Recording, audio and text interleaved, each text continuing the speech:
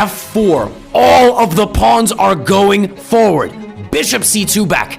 Pawn to e5, forking. Queen a8, the counter shot from the opposite corner of the board. AI chess is ridiculous. We get the bishop, but we lose the knight. Now we trade the queens, and now we try to break apart the structure. The game has now transitioned from attacking chess into deep middle game and endgame chess. We're gonna grab that pawn on g6, and then we're gonna anchor in the bishop on that square as well. Here, a couple of moves later, pawn to g5. Now, pawn takes, this is the position.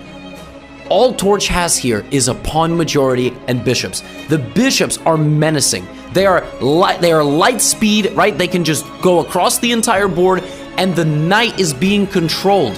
That's the most important thing about this position. Here, a very nice idea. Trading off the rooks, freeing up the mobility of these pawns. Now the rook can travel to the opposite side of the board whenever it wants. Hit this king. The king is severely restricted, and this king is completely safe because the bishop shields it. That idiot bishop. Now at this point, Leela decides to give up this pawn. The idea is that now the knight can hit the bishop and transfer into white's position.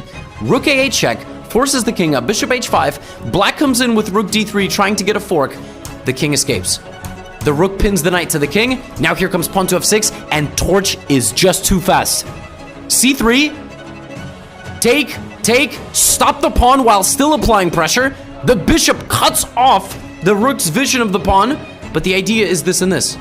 So if pawn to c2, you're just gonna take, and then you're gonna get the pawn, bishop e7, and unfortunately, my friends, Torch is simply too fast. f8 queen, forcing a removal over here, and this pawn is going to be the hero. That pawn is going to cut off all the king's oxygen. Rook c2, everything has been won. King f5, rook f6 check, no stalemate. And there it is.